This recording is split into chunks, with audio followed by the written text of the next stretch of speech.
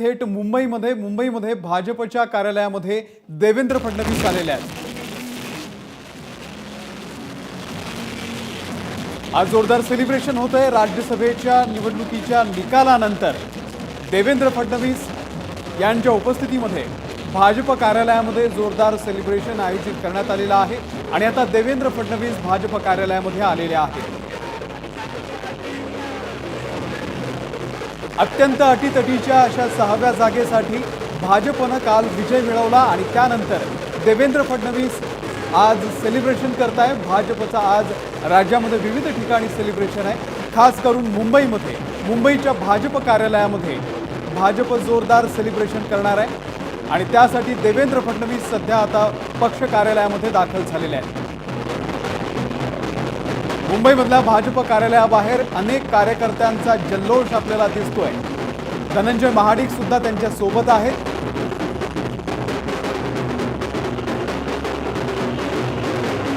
धनंजय महाडिक यांनी शिवसेनेच्या संजय पवार यांचा काल अटीतटीच्या सामन्यामध्ये पराभव केलेला आहे आणि त्यानंतर या विजयाचं सर्व श्रेय देवेंद्र फडणवीस यांना दिलेलं आहे आणि देवेंद्र फडणवीस सध्या भाजपच्या कार्यालयामध्ये दाखल झालेले आहेत आणि या ठिकाणी हा विजय उत्सव साजरा केला जाणार आहे। पुणे, औरंगाबाद या ठिकाणी सुद्धा जोरदार सेलिब्रेशन झालं। कोल्हापूरमध्ये सुद्धा जोरदार सेलिब्रेशन झालेलं आहे आणि त्यानंतर आता मुंबई भाजपच्या कार्यालयामध्ये ही दृश्य आपण बघतोय। अत्यंत रंगतदार अशी लढत झाली। दिवसभर राजकीय नाट्य सुद्धा रंगलं आणि त्यानंतर मतमोजणीसाठी 8:45 तास उशीर झाला। अखेर रात्री मध्यरात्री म्हणावं लागेल 1:50 मतमोजणीला सुरुवात झाली आणि त्यानंतर 3 वाजल्यानंतर हे निकाल हाती आले।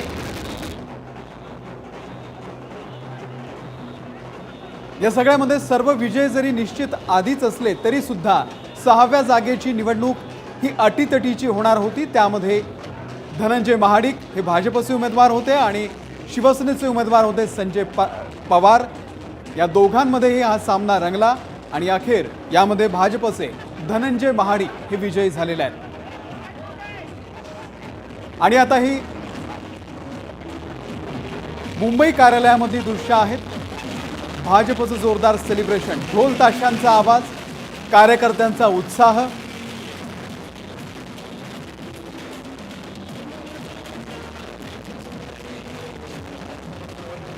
आणि देवेंद्र फडणवीस आता या कार्यालयामध्ये आलेले आहेत। इथे हा विजय उत्सव साजरा केला जाणार आहे। काल भाजपचे प्रदेशाध्यक्ष चंद्रकांत पाटील यांचा वाढदिवस होता।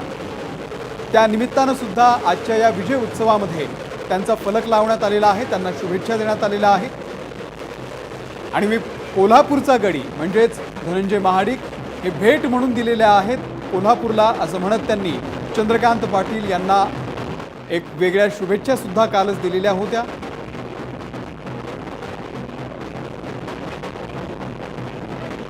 कार्यकर्त्यांमध्ये प्रचंड उत्साह आहे। भाजपची नक्कीच या विजयामुळे एक वेगळा आत्मविश्वास भाजपच्या कार्यकर्त्यांमध्ये आलेला असेल आणि याचे परिणाम आता 20 तारखेला जी विधान परिषदेची निवडणूक होणार आहे त्यासाठी भाजपचा हा विश्वास दुणावलेला आहे। आपण स्क्रीनवर वरच्या बाजूला बघतोय जे उमेदवार विजयी झालेले आहेत आणि ही अत्यंत अटीतटीची अशी निवडणूक। महाविकास आघाडी 3 उमेदवार विजयी आणि भाजपचे 3 उमेदवार विजयी। शिवसेनेचे संजय राऊत, प्रफुल्ल पटेल राष्ट्रवादीचे आणि इम्रान प्रतापगडी हे काँग्रेसचे उमेदवार विजयी झालेले आहेत। आपण बघतोय की भाजपच्या कार्यालयामधला हा जल्लोष आता आपल्याला बघायला मिळतोय। ढोल ताशांच्या आवाजामध्ये या ठिकाणी यांचं स्वागत करण्यात आलेलं आहे देवेंद्र फडणवीस यांचं। अमेय राणे या संदर्भातले अपडेट देतील। अमेय, अमोल, देवेंद्र फडणवीस यांचं आगमन झालेलं आहे आणि भाजप कार्यालयात एक मोठा जल्लोष इथं सुरू झालेला आहे। सर्व नेते, पदाधिकारी आणि कार्यकर्ते हे देवेंद्र फडणवीस यांचं स्वागत करत आहेत आणि देवेंद्र फडणवीस आता थेट आतमध्ये दाखल झालेले आहेत जिथं धनंजय महाडिक आहेत जे भाजपचे विजयी उमेदवार आहेत ते सुद्धा आलेले आहेत आणि आता जो खऱ्या अर्थानं विजयी जल्लोष होता तो इथं सुरू होत आहे। इथं सुद्धा जे उमेदवार होते ते भाजपचे उमेदवार या राज्यसभा निवडणुकीत निवडून आलेले आहेत, जिंकलेले आहेत, त्या सर्वांचा इथं आज सत्कार होणार आहे। त्यासाठी प्रदेशाध्यक्ष चंद्रकांत पाटील, विरोधी पक्षनेते देवेंद्र फडणवीस आणि जे या संपूर्ण निवडणुकीसाठी प्रभारी होते रेल्वे मंत्री असतील ते सुद्धा इथं दाखल झालेले आहेत। त्यासोबत भाजपचे जे स्थानिक पदाधिकारी असतील, भाजपचे आमदार असतील, नगरसेवक असतील, हे सर्वजण इथं दाखल झालेले आहेत आणि हा विजय केवळ एक सुरुवात आहे, एका विजय मोसमाची सुरुवात झालेली आहे आणि येत्या विधान परिषदेच्या निवडणुकीत सुद्धा हाच विजयी सिलसिला कायम राखू आणि त्या दृष्टीनं काय मोर्चे बांधणी करायची याची सुद्धा तयारी आहे। आणि नंतर आगामी ज्या मुंबई महानगरपालिकेची प्रतिष्ठेची निवडणूक होणार आहे त्याची सुद्धा एक शक्ती प्रदर्शन या निमित्तानं आज मुंबई प्रदेश कार्यालयात भाजपच्या वतीनं केलं जात आहे। अमोल, अभय, या सेलिब्रेशनचं स्वरूप कसं असेल? सेलिब्रेशनचं स्वरूप असं असणार आहे की आता सध्या आतमध्ये जो कार्यक्रम आहे तो आटपून संपूर्ण जे सगळे नेते आहेत ते बाहेर जो प्रदेश कार्यालयाच्या बाहेर एक मंच उभारण्यात आलेला आहे, ज्याच्यावर विजयी जल्लोष हे मोठ्या अक्षरात हे बॅनर लावलेलं आहे। तिथं हे विजयी उमेदवार आहेत त्यांचा जाहीर सत्कार केला जाईल। त्याचबरोबर संपूर्णपणे पहिल्या दिवसापासून या संपूर्ण प्रचाराची किंवा या निवडणुकीच्या रणधुमाळीची धुरा वाहिली त्या देवेंद्र फडणवीसांचा सुद्धा एक मोठा सत्कार केला जाणार आहे। एक अतिविराट हार भाजप प्रदेश कार्यालयात आणण्यात आलेला आहे, जो संपूर्ण या देवेंद्र फडणवीस आणि त्यांच्यासह इतर जे कोणी नेते होते त्यांना हा मोठा विराट हार जो आहे तो घातला जाईल आणि त्यानंतर देवेंद्र फडणवीस यांचं भाषण सुद्धा होईल। देवेंद्र फडणवीस आपल्या भाषणात नेमके काय मुद्दे मांडतात, कशा प्रकारे महाविकास आघाडीवर ते हल्ला करतात आणि आगामी विधान परिषदेची रणशिंग इथं फुंकली जातात याचा सुद्धा आपल्याला प्रत्येक थोड्याच वेळात दिसेल। आणि याचंच प्रतिबिंब आपल्याला 20 तारखेच्या निवडणुकीमध्ये, विधान परिषदेच्या निवडणुकीमध्ये दिसू शकतं का?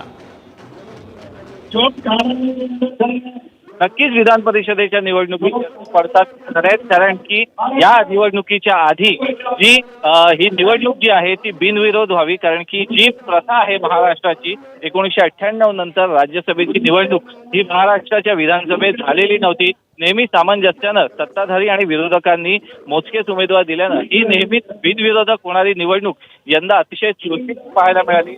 मतमोजणीचं मध्यंतरीच्या मध्यरात्रीनंतर रंगलेलं नाट्य आणि पहाटेच्या सुमारास जाहीर झालेला निकाल यावरून ही निवडणूक किती प्रतिष्ठेची होती, खास करून शिवसेना आणि भाजप यांच्यातनं सध्या विस्तवही जात नाहीये। अशा पार्श्वभूमीवर दोघांनीही आपला 6वा उमेदवार निवडून आणण्यासाठी प्रयत्नांची पराकाष्ठा केली, परंतु अखेरीस अपक्ष आणि छोटे पक्ष हेच या विधान राज्यसभेच्या निवडणुकीत किंगमेकर ठरले आणि तीच मतं निर्णायक ठरली हे स्पष्ट आहे। आणि सर्व अपक्ष आणि जे कोणी होते त्यांनी आपली मतं भाजपच्या पारड्यात टाकलेली आहे हे सुद्धा जाहीर केलेलं आहे आणि त्याची नाराजी शिवसेनेच्या वतीनं संजय राऊत असतील किंवा इतर लोकांनी सुद्धा बोलून दाखवले। त्यामुळे आता या सर्व टीकेला देवेंद्र फडणवीस कशा रीतीनं उत्तर देतात हे सुद्धा पाहायला मिळेल।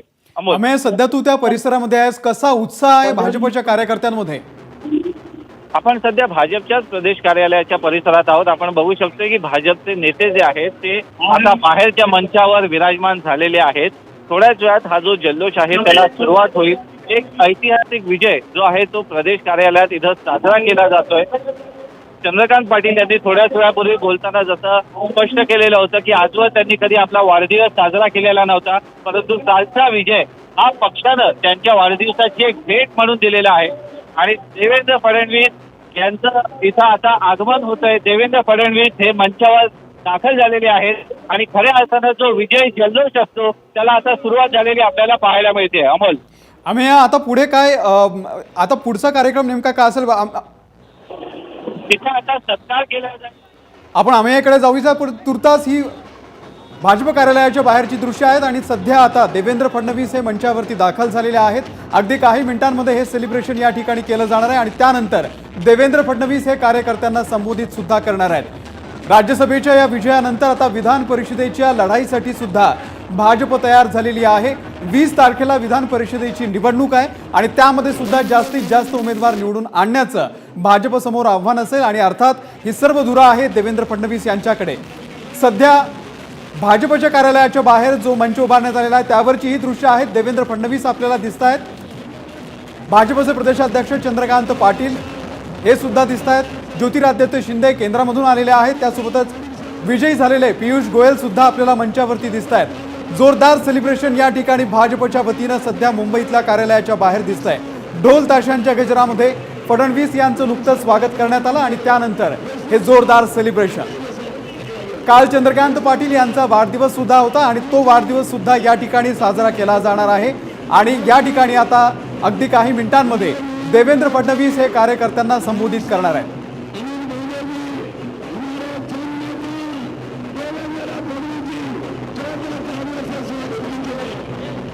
विजयी उमेदवार या ठिकाणी आपण बघतोय धनंजय महाडिक, पीयूष गोयल।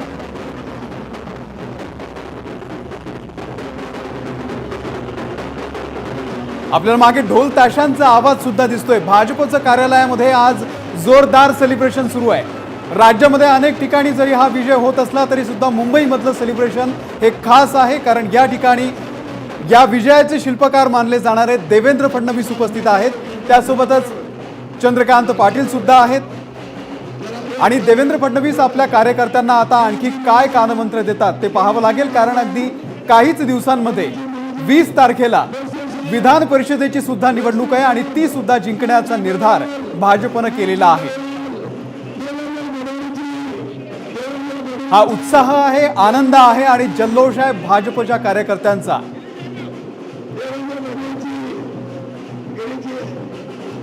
राज्यातले भाजपचे सर्वच दिग्गज नेते या मंचावरती उपस्थित आहेत आणि ही विजयी मुद्रा आपण बघतोय। सर्व विजयी उमेदवारांचं या ठिकाणी अभिनंदन केलं जातंय, त्यांना हार घालून त्यांचं स्वागत केलं जातंय।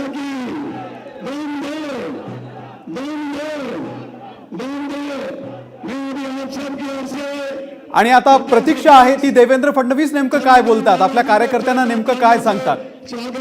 मुंबईमधली ही दृश्य आहेत।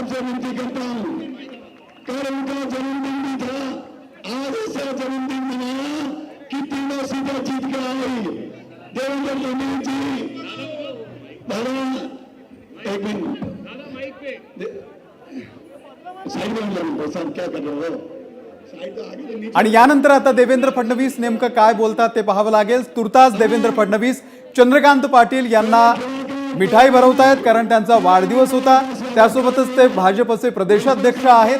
हा विजयाचं सेलिब्रेशन आपण बघतोय। या मंचावरती भाजपचे सर्वच दिग्गज नेते उपस्थित आहेत। अत्यंत अटीतटीच्या अशा या निवडणुकीमध्ये काल भाजपनं 6वी जागा ही आपल्याकडे खेचून आणलेली आहे। या 6व्या जागेसाठी खूप मोठ्या प्रमाणावरती राजकारण रंगलेलं होतं आणि अखेर भाजपनं एक मोठा विजय, थोडा नाही तर एक मोठा विजय संपादित केलेला आहे। धनंजय महाडिक यांना 41 मतं मिळालेली आहेत आणि त्यांनी हा विजय या ठिकाणी संपादित केलेला आहे। आणि ही सेलिब्रेशनची दृश्य आपण बघतोय। पीयूष गोयल आणि देवेंद्र फडणवीस एकमेकांना पेढा भरवत आहेत।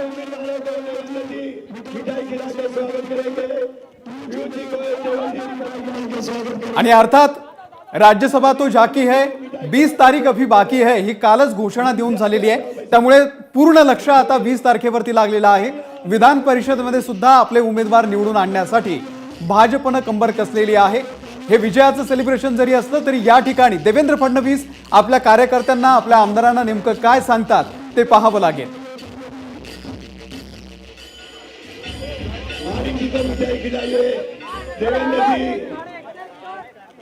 भाजपचे विजयी उमेदवार धनंजय महाडिक यांना पेढा भरवून या ठिकाणी सेलिब्रेशन केलं जात आहे। आज पुण्यामध्ये, नाशिकमध्ये, त्यासोबतच औरंगाबादमध्ये सुद्धा भाजपनं जोरदार सेलिब्रेशन केलेलं आहे आणि मुंबईमध्ये सुद्धा हेच सेलिब्रेशन दिसून येत आहे। ढोल ताशांचा गजर आपल्याला मागे ऐकू येतोय आणि सर्व दिग्गज नेते, राज्यातले सर्वच दिग्गज नेते आणि केंद्रामधून सुद्धा अनेक दिग्गज नेते या सेलिब्रेशनसाठी मुंबईमध्ये दाखल झालेले आहेत। ही निवडणूक फक्त एक जागेची नव्हती तर ही एक प्रतिष्ठा बनलेली होती। शिवसेना आणि भाजप या दोघांमध्ये हा जोरदार सामना रंगलेला होता। अखेर भाजपनं त्यामध्ये बाजी मारलेली आहे। भाजपनं धनंजय महाडिक यांना विजयी करून दाखवलेला आहे आणि त्याचं जोरदार सेलिब्रेशन सध्या या भाजपच्या कार्यालयामध्ये आपल्याला दिसतंय। आणि आता चंद्रकांत पाटील बोलतायत। पूरे देश का जिस चुनाव के नतीजे पर ध्यान था ऐसी महाराष्ट्र की 6 राज्यसभा चुनावों का रिजल्ट सुबह 3 बजे के आसपास आया और महाविकास आघाड़ी जी जो कहती है कि हमारा घुटने में है तो वो घुटने में है, उन्होंने सिद्ध किया कि ये क्या चमत्कार हुआ, ये बुद्धि का चमत्कार उनके ध्यान में नहीं आया, पूरे महाराष्ट्र को भी ध्यान में नहीं आया और तीनों की तीनों सीट बीजेपी की जीत गई।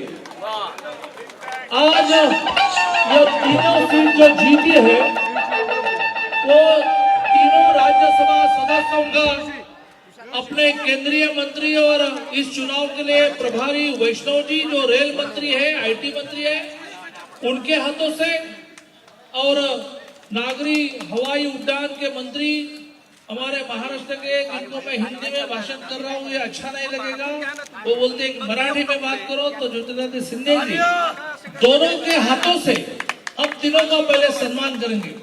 पहले केंद्रीय मंत्री, मुंबई के निवासी, हम जब कॉलेज में थे तब से हम सबके मित्र पीयूष गोयल ये तीसरी बार राज्यसभा चुनकर आए हैं।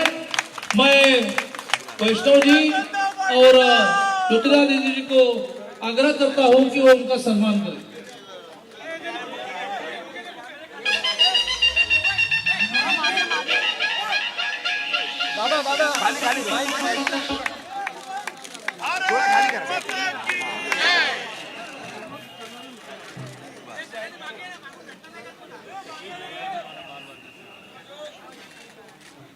महाराष्ट्र में सरकार थी तब मंत्री रहे, फिर किसान मोर्चा के राज्याध्यक्ष बने, फिर किसान मोर्चा के राष्ट्रीय जनरल सेक्रेटरी बने। ऐसे अनिल बोंडे जी, उनका सम्मान वैष्णव जी और ज्योतिरादित्य जी करेंगे।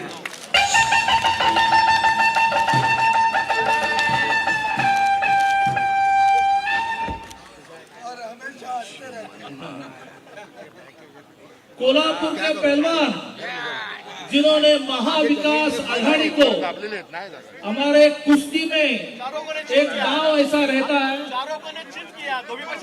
कुश्ती में एक दाव ऐसा रहता है कि जो सामने वाले के ध्यान में नहीं आता है, लेकिन कुश्ती में पहलवान थे देवेंद्र जी थी और देवेंद्र जी कुश्ती खेल रहे थे और कुश्ती खेलकर जिन्होंने राज्यसभा सदस्य बनाया, x member of parliament Dhananjay Mahadik.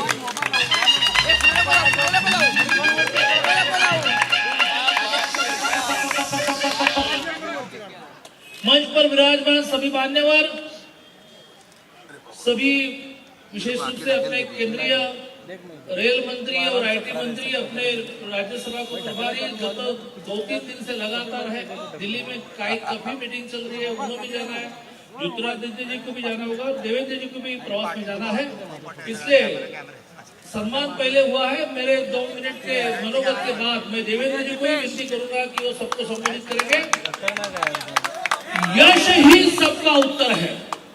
यश मिला तो सुबह जल्दी जल्दी पवार साहब ने अपनी मनोभूमिका व्यक्त की कि देवेंद्र जी लोगों को संभालते हैं, देवेंद्र जी लोगों को प्रेम देते हैं और उनका निशाना कुछ अलग था। पवार जी को समझना कोई आसान नहीं है। उनका निशाना था कि कोई और सीखे उनसे। अरे 2.5 साल में सिखाया क्यों नहीं भाई? तो यश सब बदल देता है। पवार जी ने दोपहर को ही, वो कितने दूरदृष्टि है, कल दोपहर को ही उनको ध्यान में आया कि पराभव होने वाला है तो पुनः चले गए। तो ऐसे यश के बाद सारा चित्र बदल रहा है। मुझे आज पत्रकारों ने पूछा कि 10 तारीख की विधान परिषद में क्या होगा। मैंने क्या होगा? जो राज्यसभा में हुआ वही विधान परिषद में हुआ और उसमें तो उससे 2 कदम आगे होगा। फिर उन्होंने कहा, पूछा कैसे होगा? तो मैंने कहा कि भाई इसमें वोट दिखाकर देने थे तो देवेंद्र जी का हाथ दबाकर कुछ लोगों ने मेरा बोला कि सीक्रेट बैलेट में करेंगे, तो सीक्रेट बैलेट में करेंगे। ऐसा उनका हाथ दबा कर रात को दुखने लगा, इतने लोगों ने हाथ दबाया है। तो विधान परिषद में 4 सीटें तो अपने कोटा की है और 2 सीटें के लिए फॉर्म भरा है। लोग राज्यसभा चुनाव में वैसे देवेंद्र जी चाहते थे कि 25 साल चुनाव में ही अभी तो होना है, तो लेकिन कई लोग ऐसे रहते हैं कि जिसको मराठी में कहेंगे मोडेल पण वाकणार नाही, त्यामुळे मोडेल पण वाकणार नाही भूमिकेतून ते वाकले नाहीत आणि त्याच्यामुळे राज्यसभा निवडणूक लागली आणि मग अशा प्रकारची परिस्थिती निर्माण झाली. महान नेते संजय राऊतांना 6व्या नंबरवर जावं लागलं. त्यामुळे ते हुशार असतील तर विधान परिषदेच्या निवडणुकीमध्ये 13 तारखेला विड्रॉवल आहे, 2 दिवस आहेत. देवेंद्रजी खूप प्रेमळ आहेत, माणसांना रिसीव्ह करतात. थोडं प्रेमाने बोललं तर त्यांचा शर्ट काढून घेता येतो, इथे सीट काढून घेण्याचा विषय आहे. तर ती बिनविरोध होण्याचा प्रयत्न ते शहाणपण शिकून करतील. अन्यथा धोबी बचाव तोताई है, देवेंद्र जी उसके लिए प्रसिद्ध है.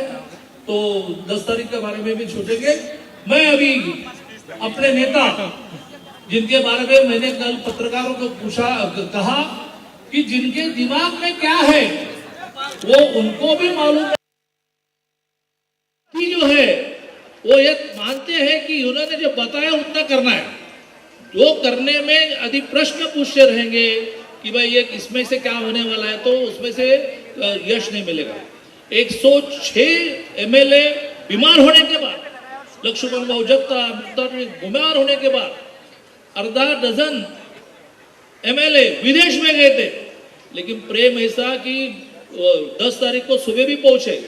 तो ये जो देवेंद्र जी ने एक विश्वास अपने बारे में व्यक्त किया है कि ये आदमी हमारा नुकसान नहीं करेगा. अभी आज धमकियां दिया जा रही है देवेंद्र जी कि हमको लिस्ट मालूम है, किन्होंने किन्होंने कहा. अरे ऐसे होता है कि भाई, वही बोल रहे हैं ना पवार जी, जरा सीखो देवेंद्र जी से. तो ऐसे एक कुशल संगठक माननीय देवेंद्र जी अब सारे अपने इस सम्मान कार्यक्रम का समारोह करें. जय जय जय जय जय भवानी, जय जय जय जय जय भवानी. आपले घ्या थोडं, मागच्यांना दिसेल असा तुमचा कॅमेरा ठेवा. मंचावर उपस्थित आपले प्रदेशाचे अध्यक्ष चंद्रकांत दादा पाटील, या विजयाच्या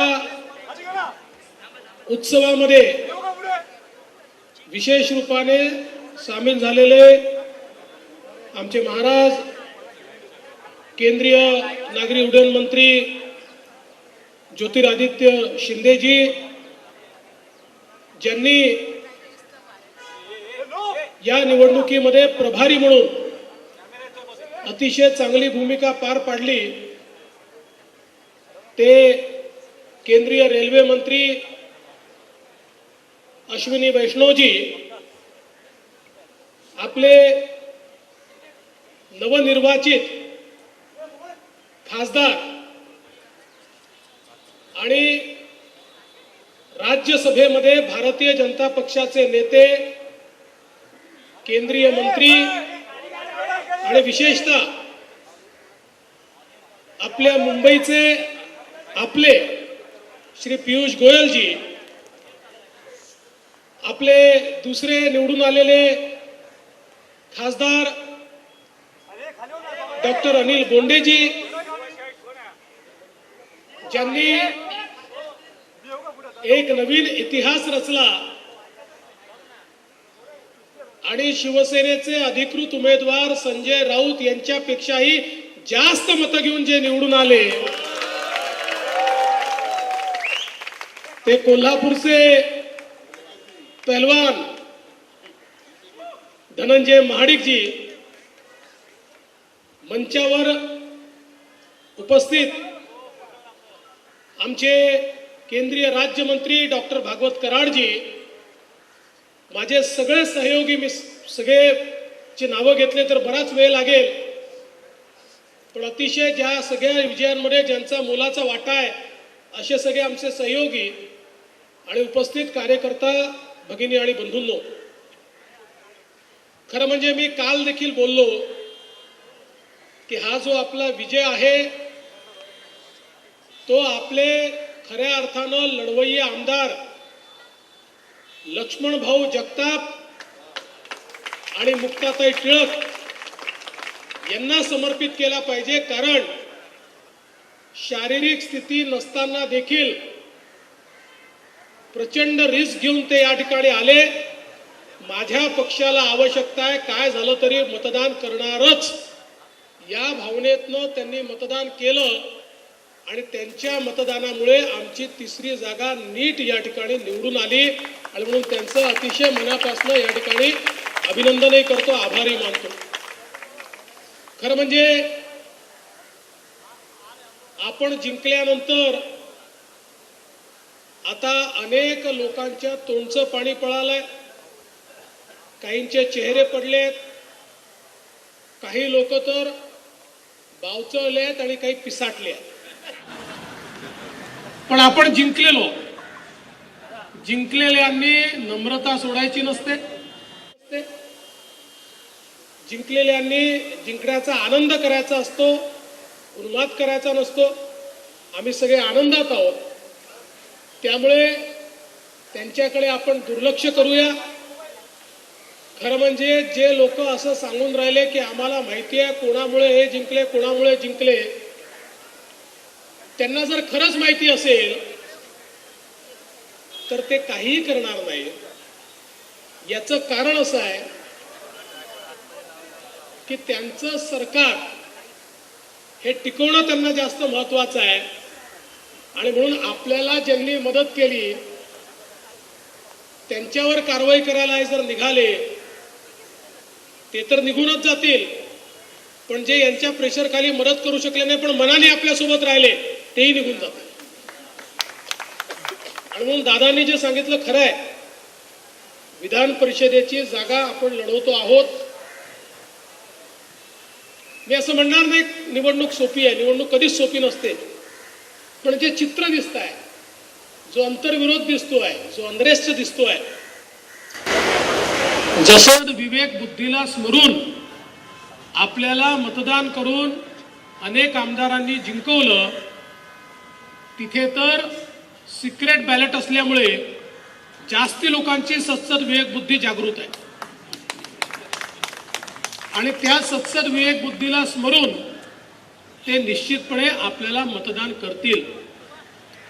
मला असं वाटतं की या संपूर्ण निवडणुकीनंतर या सरकारने आणि माननीय मुख्यमंत्र्यांनी अंतर्मुख होऊन विचार करण्याची गरज आहे. आम्ही जिंकलो ते हारले इथपर्यंत विषय सीमित नाहीये, पण महाराष्ट्र थांबलाय, महाराष्ट्राचा विकास थांबलाय.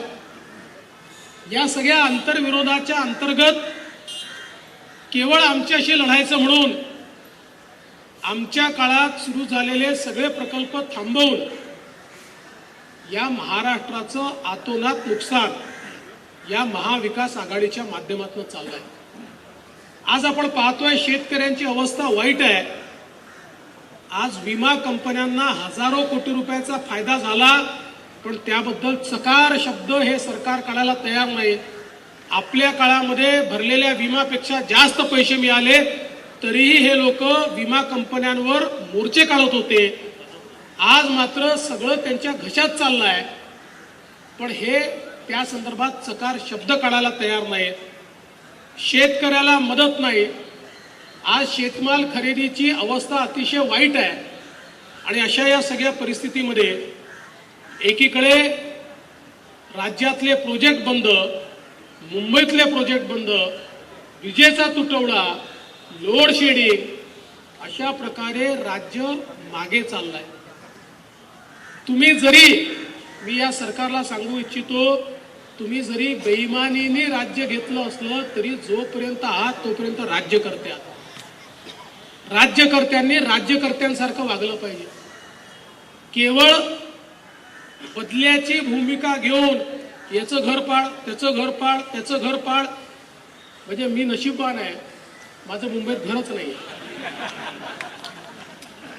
मला नोटीस दिली तर सरकारी बंगल्यालाच द्यावी लागेल, नाहीतर राणेसाहेब मलाही नोटीस आलीच असती.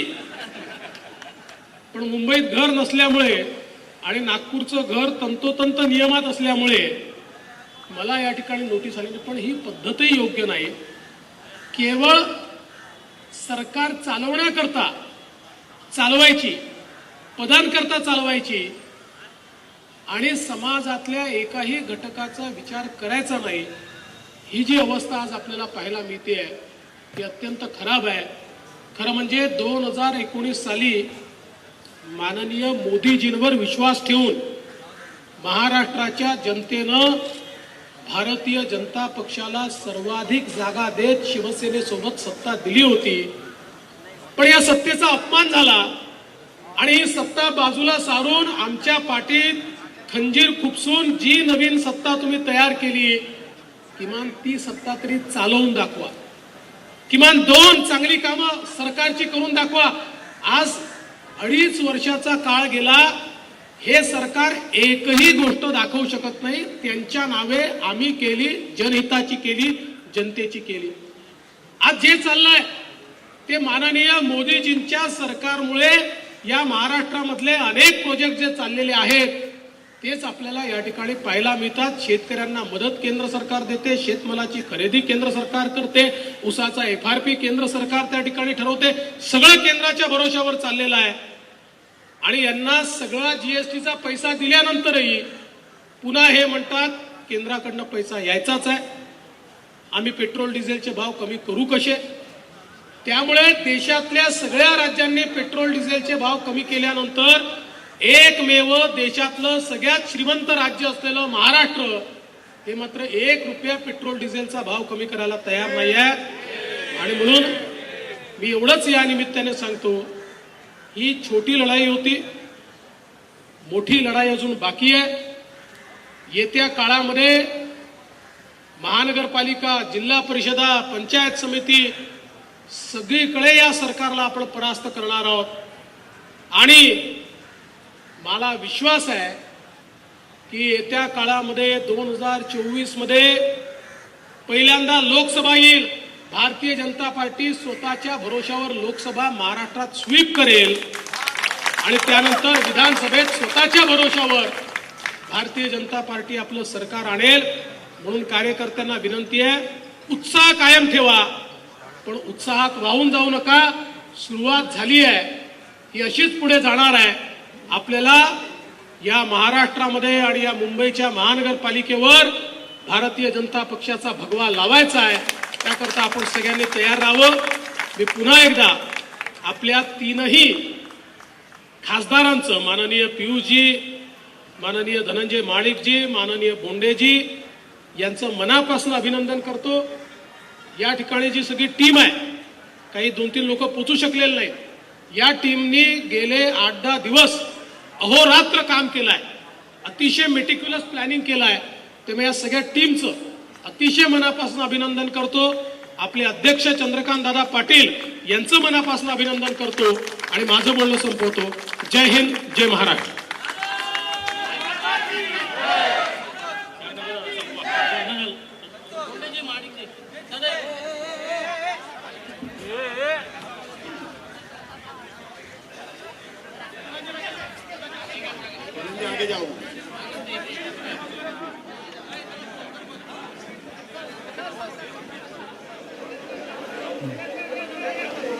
तर देवेंद्र फडणवीस यांनी जोरदार भाषण केलेलं आहे. पाठीमध्ये खंजीर खुपसून त्यांनी आता देवेंद्र फडणवीस यांनी मुख्यमंत्री उद्धव ठाकरे यांना थेट आव्हान दिलेलं आहे. राज्यसभा ही छोटी निवडणूक होती, महापालिका निवडणुकांमध्येही भाजप विजय संपादित करेल. लोकसभा असेल, विधानसभा असेल, ही सुद्धा आम्ही स्वबळावरती लढू आणि जिंकून आणू असा विश्वास त्यांनी या ठिकाणी व्यक्त केलेला आहे. आणि आगामी महानगरपालिकेच्या निवडणुका, खास करून मुंबई महानगरपालिकेवर सुद्धा भाजपचा भगवा आपल्याला फडकवायचा आहे असं त्यांनी कार्यकर्त्यांना आवाहन केलेलं आहे. विधान परिषदेमध्ये आणखी आमदार आपल्या बाजूने असतील असा सुद्धा विश्वास देवेंद्र फडणवीस यांनी व्यक्त केलेला आहे. आजारी असताना मतदान करणाऱ्या जगताप आणि टिळक यांना हा विजय त्यांनी समर्पित केलेला आहे. मुख्यमंत्र्यांनी अंतर्मुख होऊन विचार करायला हवा असा सल्ला देखील देवेंद्र फडणवीस यांनी मुख्यमंत्री उद्धव ठाकरे यांना दिला. भाजपला मत देणाऱ्या अपक्षांचं महाविकास आघाडी हे काहीच करू शकत नाही असं सुद्धा त्यांनी म्हटलेलं आहे.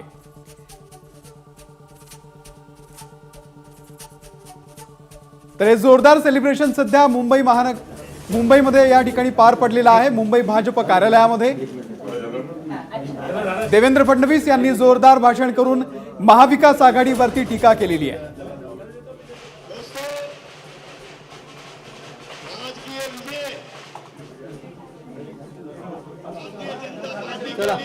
तर मुख्यमंत्र्यांनी येत्या काळामध्ये आता अंतर्मुख होऊन विचार करायला हवा, राज्यातले प्रश्न सोडवायला हवे असा सल्ला त्यांनी दिलेला आहे. राज्य सरकारचा कार्यक्रम केला, जे एक वेगळं चित्र महाराष्ट्रासमोर तयार केलं. सरकारमधल्याच आमदारांचा राज्य सरकारवर कसा विश्वास नाहीये, मुख्यमंत्र्यांवर कसा विश्वास नाहीये, मुख्यमंत्र्यांच्या कारभारावर, सरकारच्या कारभारावर कसा अविश्वास आहे, तो एक मोठा संदेश कालच्या निकालामुळे गेलेला आहे. तुम्हाला अपेक्षित होता अशा पद्धतीने यश मिळेल? आम्हाला देवेंद्रजींच्या रणनीतीवर पूर्ण विश्वास होता. तुम्हाला आठवत असेल, तुमच्या चॅनलला मी एक बाईट दिली होती की आज संध्याकाळ. तर हे भाजपचं जोरदार सेलिब्रेशन सध्या मुंबईमध्ये पार पडलेलं आहे. एबीपी माझा, उघडा डोळे बघा नीट.